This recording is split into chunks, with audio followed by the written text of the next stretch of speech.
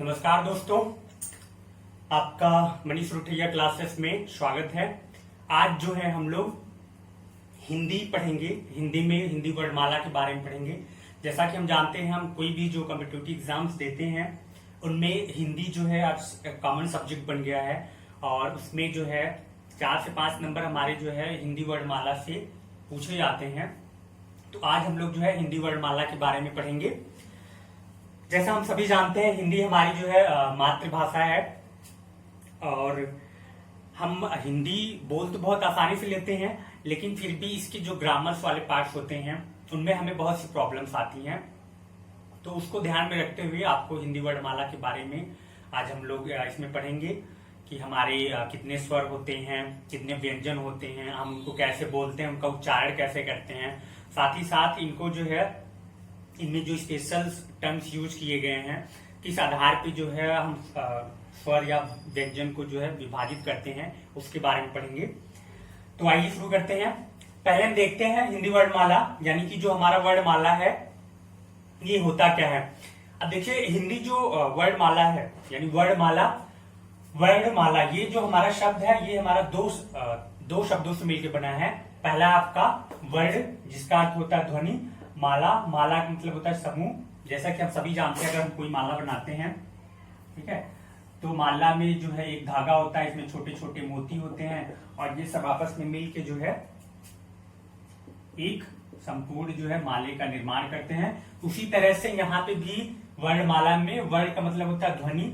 ये जो है हमारी भाषा की जो है सबसे छोटी यूनिट है, ठीक है। तो जो ध्वनि है यानी ध्वनि के समूह को ही जो है हम वर्णमाला कहते हैं, ठीक है। यानी कोई भी शब्द लिखते हैं तो उसको लिखने के लिए जो है सबसे जो छोटा यूनिट है हमारा, वो हमारा वर्ण, ठीक है। तो इसी का जो समूह है हम उसी को वर्णमाला कहते हैं और उसी के बारे में हम आज पढ़ेंगे।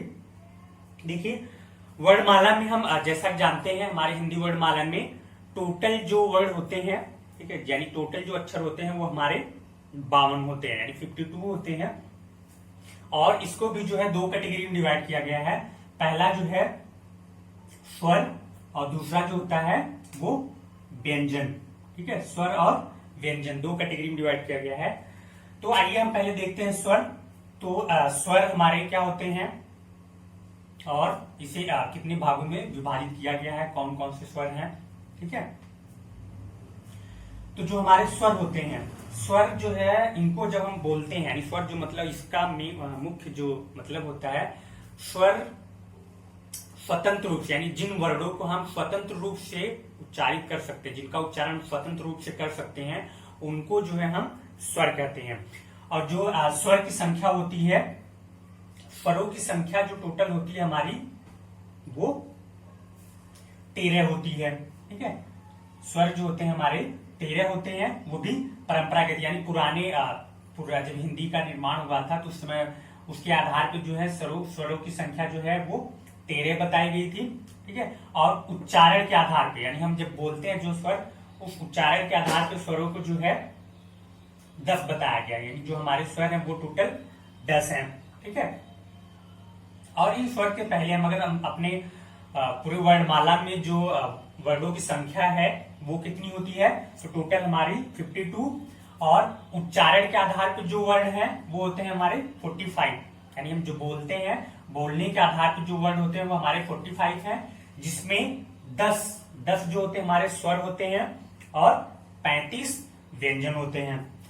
अब लेखन के आधार पे हम देखें तो जो हमारे वर्ण होते हैं वो टोटल 52 होते हैं, यानी उच्चारण के आधार पे 45 और लेखन के आधार पे 52। अब इस 52 वर्ण में जो होते हैं 13 हमारे जो होते हैं वो स्वर होते हैं, 13 जो हमारे होते हैं वो स्वर होते हैं, 35 हमारे मुख्य व्यंजन होते हैं। उसके बाद जो 4 होते हैं वो हमारे संयुक्त व्यंजन होते हैं, ठीक है। और जो 35 व्यंजन, आप लोगों ने एग्जाम में कभी कभी देखा होगा कि पूछा जाता है कि हमारे जो व्यंजन है, व्यंजन की संख्या कितनी होती है, तो 33 आता है, ठीक है। तो अगर एग्जाम में आपसे पूछा जाए तो व्यंजन की संख्या कितनी है, तो 33। और पूछा जाए वर्णमाला में टोटल व्यंजनों की संख्या कितनी है, तब आप 35 लिखेंगे, ठीक है। अब देखिए, ये तो हो गया सिर्फ संख्या की बात। स्वरों में हमने देखा, स्वर में जो हमारे परंपरागत जो स्वर थे वो 13 थे। उच्चारण के आधार पे 10 थे। अब जो परंपरागत के आधार पे जो हमारे टोटल स्वर है 13, उसमें हमारा क्या क्या है। पहला है देखिए, इसको बोलने में कुछ लोग और आ को एकदम सेम प्रोनाउंसिएशन करते हैं, इनको बोलते समय एकदम सेम साउंड आता है। जैसे बच्चों से आप देख लीजिए, बच्चों में भी वही कॉन्सेप्ट होता है। बच्चों को छोड़िए, जो बड़े हैं वो भी कंफ्यूज हो जाते हैं कभी कभी। जैसे ठीक है, तो को जब हम बोलेंगे तो हमारा मुंह पूरा खुलता नहीं। जैसे हम आप देखेंगे में हमारा माउथ कभी नहीं खुलता। उसके बाद दूसरा आ, जब आप पूरा माउथ खोलेंगे तब आपका जो है क्लियर साउंड आएगा आ का। ठीक, ये हो गया आ, ई, उ, री, ए, ओ, औ, अंक, ये हमारे जो है 13 स्वर हो गए। ये तो थे परंपरागत के आधार पे। अब उच्चारण के आधार पे कौन कौन से हैं। आ, ई, उ, ए, ओ, औ। ठीक, अब देखिए उच्चारण के आधार पे इसको 10 क्यों कर दिया गया। 10 देखिए यहाँ पे है, और एक जो हमारा री है, ठीक है, री को जो यहां हटा दिया जाता है, ये हमारा आता है मूल स्वर में। ठीक है, री जो होता है ये मूल स्वर है, और अंक और अह जो है ये अयोग वाह है, इनको अयोग वाह की कैटेगरी में रखा गया है। तो अगर इसको देखें हम, 2 इधर हो गए और 1 इधर, ये तीनों को हटा देते तो हमारा सिर्फ जो है 10 बचता है। तो उच्चारण के आधार पर जो हमारे स्वर में वो सिर्फ 10 हुए, और जो अंक और अह है ये अयोग वाह की कैटेगरी में रखा गया है। अंक को हम अनुस्वार बोलते हैं और अह को विसर्ग कहते हैं। ठीक है, यानी आपसे पूछा जाए अयोग वाह की संख्या टोटल कितनी है, तो 2। तो कौन कौन से, एक अंक हो गया, दूसरा अह हो गया। तीसरा, कभी कभी ये भी पूछा जाता है कि मात्राएं हमारी कितनी होती हैं, तो मात्राओं की जो संख्या होती है वो भी 10 है। और कभी कभी आपने बुक्स में देखा होगा कि जो हमारे स्वर होते हैं उनकी संख्या 11 होती है। ठीक है, कुछ बुक्स में जो आपको स्वरों की संख्या जो आती है वो 11 आती है। तो ये जो मूल स्वर है, ठीक है, री को भी हम ऐड कर लेते हैं, वो हमारे 11 स्वर हो जाते हैं, और अंक को अयोग वाह में ले लेते हैं। और मात्राएं आपसे पूछी जाए तो सिर्फ हमारी 10 मात्राएं होती हैं, क्योंकि जो अ होता है, अ की कोई मात्रा नहीं होती। तो ये हमारा आ की मात्रा, छोटी की मात्रा, बड़ी की मात्रा, छोटाओ की मात्रा, बड़ाओ की मात्रा, री की मात्रा, ए की मात्रा, ऐ की मात्रा, ओ की मात्रा, औ की मात्रा, ये हो गए हमारे 10 मात्राएं। अब नेक्स्ट आता है आपका व्यंजन। ठीक है, अब देखते हैं व्यंजन कितने होते हैं और व्यंजन में कितनी कैटेगरी होती है सब। देखिए, व्यंजन जो होते हैं, व्यंजन जैसा कि हमने देखा, व्यंजनों की संख्या जो होती है मुख्य रूप से जो होती है वो 33 यानी 33 व्यंजन होते हैं, और 2 इसमें 2 व्यंजन जो होते हैं उसको हम द्विगुण व्यंजन बोलते हैं। ठीक है, इन द्विगुण व्यंजन और जो 33 मूल व्यंजन है इनको जोड़ के हम 35 व्यंजन, जैसा कि आपने देखा लेखन के आधार पे हमारे 35 व्यंजन है, ये होते हैं। अब व्यंजन में भी कई वर्ग में डिवाइड किया गया है। ठीक, जैसे अगर हम व्यंजन की बात करें, अभी तो कुछ लोग ऐसे होंगे जिनको प्रॉपर व्यंजन याद ही नहीं होगा, क से लेके अंगा तक वही कंफ्यूज हो जाते हैं। तो आइए हम पहले उसको बोलते हैं। आप एक बार अगर आप प्रैक्टिस कर लेंगे बहुत आसानी से बोल सकते हैं। जैसे क ख ग घ अंगा च छ ज झ इञा ट ठ ड ढ आड़ा त थ द ध न प फ ब भ म य र ल व स स ह छत्र ज्ञा, ये हमारे जो है टोटल व्यंजन है। अब इस व्यंजन को भी कई कैटेगरी में बताया गया है। पहले जो स्टार्टिंग के, जो अगर हम कैसे पढ़ते हैं, जैसे हमने कहा क, ख, ग, घ, अंगा, ये हमारे जो 5 है, इसमें जो पहला वर्ग है उसी के आधार पर इसको 5 वर्गों में डिवाइड किया गया। ठीक है, क वर्ग, च वर्ग, ट वर्ग, ट वर्ग और प वर्ग। अब क वर्ग में हमारे 5 हैं, क, ख, ग, घ, अंगा। उसके बाद च वर्ग, च, छ, ज, झ, ञ। ट वर्ग, ट, ठ, ड, ढ, ड़। त वर्ग, त, थ, द, ध, न। प वर्ग, प, फ, ब, भ, म। ये हमारे 5 वर्ग हैं। और इन जो 5 वर्ग यानी 5 की बात अगर हम करें, इन पांचों को देखें तो 5 यानी 5 बच्चे 25 जो होते हैं इसको हम स्पर्श व्यंजन कहते हैं। ठीक है, यानी आपसे पूछा जाए कि स्पर्श व्यंजनों की संख्या कितनी होती है, तो उनकी जो संख्या होती है वो 25 होती है। और ये भी कभी कभी पूछा जाता है कि घ जो है किस वर्ग का व्यंजन है, तो आप सीधा पढ़ेंगे क ख ग घ ङ, यानी घ जो हो गया हमारा क वर्ग में। उसके बाद च छ ज झ ञ, ये च वर्ग हो गया, ट वर्ग, फिर त वर्ग, प वर्ग, ये हमारे 5 यानी 25 जो होते हैं वो स्पर्श व्यंजन हो गए। उसके बाद आता है य र ल व, ये जो 4 हैं इनको हम अंतस्थ व्यंजन बोलते हैं। ठीक है, य र ल व, ये 4 हमारे अंतस्थ व्यंजन होते हैं। उसके बाद जो नेक्स्ट है स ख स ह, ये जो 4 होते हैं इसको हम ऊष्म व्यंजन कहते हैं।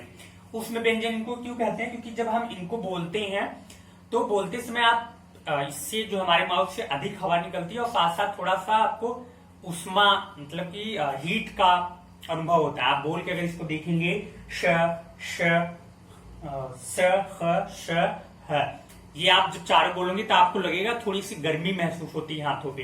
ठीक है, इसलिए इसको जो है ऊष्म व्यंजन कहा गया। और इस ऊष्म व्यंजन को संघर्षी भी बोलते हैं। ठीक है, कभी कभी पूछा जाता है संघर्षी व्यंजन कौन कौन से हैं, तो आपके श ख श ह, ये जो 4 हैं आपके संघर्षी व्यंजन हो गए। उसके बाद इसी में आपका जो है नेक्स्ट संयुक्त व्यंजन। अब लास्ट जो हमारे बचते हैं छ त्र ज्ञ श, ये हमारे जो है संयुक्त व्यंजन है। संयुक्त व्यंजन, अब देखिए इनको संयुक्त व्यंजन क्यों कहा जाता है, क्योंकि ये जो 4 व्यंजन हैं ये 2 अलग अलग वर्डों से मिलकर बने होते हैं, इसलिए इनको हम संयुक्त व्यंजन कहते हैं। जैसे आपका देख रहे हैं छ में हमारा जो है क प्लस ख, यानी जो खटकोड़ वाला श होता है उसको इन दोनों को जोड़ के हमारा 6 से छत्री बन जाता है। उसके बाद त्र जो होता है इसमें त और र को जब हम जोड़ते हैं तो हमारा त्र बन जाता है। उसके बाद ज्ञ है, ज्ञ में हम ज प्लस ञ, इन दोनों को जोड़ते हैं तो हमारा ज्ञ बन जाता है। उसके बाद श्रमिक वाला जो हमारा श है, इसमें आपका बड़ा श और र, इसको जोड़ देते हैं तो हमारा जो है श्र बन जाता है। इस तरह से आपने देखा कि अंतस्थ व्यंजन, ऊष्म व्यंजन और संयुक्त व्यंजन। ठीक है, अब इनमें जो है अंतस्थ व्यंजन की जो संख्या है वो कितनी है 4। ऊष्म व्यंजन या संघर्षी व्यंजन ये भी हमारे 4 हो गए। संयुक्त व्यंजन छ त्र ज्ञ श्र, ये भी हमारे 4 हो गए। इस तरह से ये हमारा जो है पूरा व्यंजन किया गया है कंप्लीट। अब इसमें व्यंजनों में भी आपसे एग्जाम में पूछा जाता है कि अघोष कौन सा है, सघोष कौन सा है, ठीक है, अल्प प्राण कौन से, महाप्राण कौन कौन से, इस कैटेगरी में भी डिवाइड किया गया है। तो आप जब देखेंगे ये हमारे जो स्पर्श व्यंजन है, स्पर्श व्यंजन में ही मोस्टली सघोष अघोष पूछा जाता है। तो स्पर्श व्यंजन में देखेंगे कि जो आपका जितने 5 वर्ग हैं, 5 वर्ग का पहला और दूसरा अक्षर जो होता है, यानी पहला और दूसरा अक्षर जो होगा वो हमारा अघोष होता है। ठीक, जैसे क और ख, यहाँ देखिए ब्लैक कॉलम में बनाया गया ये दोनों, क ख ऊपर लिखा अघोष, तो क ख ये हमारा अघोष हो गया, च छ अघोष हो गया, ट ठ अघोष हो गया, त थ अघोष, प फ अघोष। तो ये जो हमारे हैं, यानी कि अगर हम किसी भी वर्ग का पहला और दूसरा लेटर देखें तो ये हमारा अघोष होता है। उसके बाद तीसरा, चौथा, 5वां, ये जितने होते हैं हमारे सघोष कहलाते हैं। ठीक है, इनको अघोष सघोष क्यों कहा गया, देखिए अघोष का मतलब होता है कि जब हम किसी व्यंजन को जब बोलते हैं जिनमें कम समय लगे, यानी हमारे कम समय लगे और साथ साथ हमारे बोलते समय कंपन नहीं उत्पन्न होता, उसको हम अघोष बोलते हैं। जैसे आप बोल के फील कर सकते हैं क ख, इसको आप बोलेंगे आपको कोई कंपन टाइप महसूस नहीं होगा, क ख। लेकिन जब ये तीनों आप बोलेंगे सघोष वाले वर्ड ग घ अंगा, इसमें थोड़ा सा आपको टाइम देना पड़ता है। ठीक है, ये आपके सघोष हो गए। इस तरह से तो किसी भी वर्ग की जो है, यानी 5 वर्ग का जो पहला और दूसरा अक्षर होगा वो हमारा अघोष होगा, तीसरा, चौथा, 5वां जो होगा वो सघोष होगा। अब इसी में आपका अल्प प्राण और महाप्राण। अब देखिए अल्प प्राण कौन कौन से हैं, पहला और तीसरा, पहला और तीसरा जो होगा वो अल्प प्राण होगा। उसके बाद दूसरा, चौथा और 5वां ये हमारे महाप्राण होते हैं। दूसरा, चौथा और 5वां ये हमारे महाप्राण होते हैं। इस तरह से हमारे ये व्यंजन हो गए। अब देखिए इस व्यंजन को भी इनके उच्चारण के आधार पे भी कई नाम से पूछा जाता है कि हम उच्चारण करते हैं, जैसे आपसे पूछा जाए कंठ से कौन कौन से अक्षर जो है बोले जाते हैं, या तालव्य कौन कौन से हैं, मूर्धन्य कौन से हैं, दंत कौन से और ओष्ठ कौन से हैं। तो देखिए यहाँ पे अगर आपसे पूछा जाए कंठ वाले व्यंजन कौन कौन से हैं, कंठ यानी वे व्यंजन जो हमारे गले से उच्चारण करते हैं, जब हम उच्चारण करते हैं तो गले से बोला जाता है। तो आपके व्यंजन का जो पहला वर्ग है, क वर्ग जो होता है वो कंठ कहलाता है, यानी हम उसको गले से बोलते हैं। ठीक, उसके बाद च वर्ग जो होता है ये तालव्य, इसको हमारा जो कंठ के ऊपर वाला भाग होता है उसको हम तालव्य बोलते हैं। उसके बाद ट वर्ग जिसको मूर्धन्य कहते हैं, तो ट वर्ग में जितने हमारे अक्षर है उसको मूर्धन्य कहा जाता है। और ट वर्ग जो होता है इसको दंत, प वर्ग जो है ओष्ठ है। अब देखिए इसको ये नाम क्यों दिया गया, जैसे कि हमने यहाँ पे एक पिक्चर बनाया हुआ है, इसमें दिखाया गया है आपको कि कंठ यहाँ पे आप देख रहे हैं, ये गर्दन वाला भाग है हमारा, ठीक है, जहां से हम कोई जब भोजन करते हैं, निगलते हैं कुछ भी, तो यहाँ पे थोड़ी सी हड्डी बाहर निकली रहती है, ठीक है, तो ये वाला जो भाग होता है हमारा कंठ। तो अगर हम व्यंजन में जिन व्यंजनों को बोलते समय यहां से आवाज निकले, ठीक है, यानी कंठ से आवाज निकले, उन सभी व्यंजनों को हम जो है कंठ बोलते हैं। ठीक, तो जो हमारा क वर्ग होता है वो कंठ होता है, यानी क, ख, ग, घ, अंगा, ये बोलते समय हमें गले से आवाज आती है। उसके बाद जैसे हम इसके थोड़ा ऊपर जाएंगे, यानी आप स्ट्रक्चर में यहाँ पे देख रहे हैं कि थोड़ा सा ऊपर आप जाएंगे तो यहाँ पे दिखाया गया आपको तालु, ठीक है, यानी कंठ है, जहां से हमारा आप देखेंगे, अगर आप अपना माउथ ओपन करके देखें या किसी का देखें तो यहाँ पे हमारा टॉन्सिल्स होता है, छोटा सा ऐसा लटका रहता है गले में ही, ठीक है, तो उसके ऊपर थोड़ा सा जो उसके पास वाला जो पार्ट होता है उसको हम तालु बोलते हैं। ठीक, या हम अगर सर पे ही बात करें तो एकदम सीधा वाला जो होता है पार्ट, ये हमारा तालु, यानी कंठ से ऊपर वाले पार्ट से जो भी हमारी आवाज निकल रही है वो तालु होती है। तो इसमें जो हमारा च वर्ग, च, छ, ज, ज, इन्या, ये जो होगा हमारा तालु से होगा, या तालव्य इसको कहते हैं। अब उसके बाद आते हैं मूर्धा। मूर्धा में कौन सा आता है, मूर्धा या मूर्धन्य। मूर्धा में आप देखेंगे आपका जो जबड़ा है, ठीक है, जबड़े यानी एक हमारा लोअर जा हो गया, निचला जबड़ा हो गया और ऊपरी वाला जबड़ा। तो ऊपरी वाला जबड़े का जो गोल वाला पार्ट है, सबसे ऊपरी वाला पार्ट जो होता है उसको हम मूर्धा बोलते हैं। ठीक है, तो इसमें जो ट वर्ग यानी ट वर्ग जो होगा वो मूर्धा होता है, तो बोलते समय वो जो है हमारे जाके जो है ऊपरी वाली भाग से आवाज आती है, इसलिए उसको ट वर्ग में रखा गया। अब उसके जस्ट हम आगे आते हैं तो हमारा आता है दंत, ठीक है, दांत आ गया। अब जिन वर्णों को जो है बोलते समय दांत से आवाज आती हो, यानी हमारी जो टंग्स होती है दांत से जब टच होती हैं तो उसको हम दंत बोलते हैं। ठीक है, तो त वर्ग के जितने भी अक्षर होते हैं उनको बोलते समय जो है हमारी जीभ जो होती है, जिह्वा जो होती है हमारे दांतों से टच करती है, इसीलिए उसको जो है दंत वर्ग में रखा गया, दंतस्थ में रखा गया। उसके बाद होष्ठ। होष्ठ में कुछ वर्ड्स ऐसे हैं जिसको बोलते समय अपने होठों का इस्तेमाल होता है, जो होठ वाले यानी होठ से आप जब बोलेंगे तभी आप उसको बोल सकते हैं, नहीं तो नहीं बोल पाएंगे।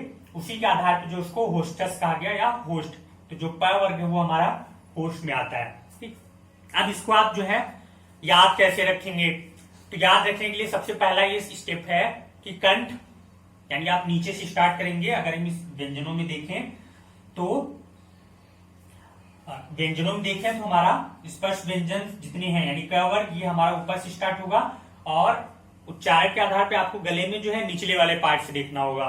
ठीक, जैसे क वर्ग तो कंठ यानी गला से निकला। उसके बाद च वर्ग, इसमें हम जैसे नीचे आएंगे उधर हम वैसे ऊपर चलते जाएंगे। च वर्ग, तो यहाँ पे जब कंठ से ऊपर जाएंगे तो हमारा तालु आ गया, इसलिए च वर्ग। उसके बाद ट वर्ग। ट वर्ग में हम जबड़ा याद रखेंगे, जबड़े वाले पार्ट से यानी ऊपरी पार्ट से जो आ रहा है वो मूर्धन्य। ठीक है, तो ट वर्ग जो हो गया हमारा मूर्धन्य। उसके बाद जो है दंत। दंत वाले में जो है दांतों से आपका टच होगा, ठीक है, वो दंत वर्ग यानी त वर्ग।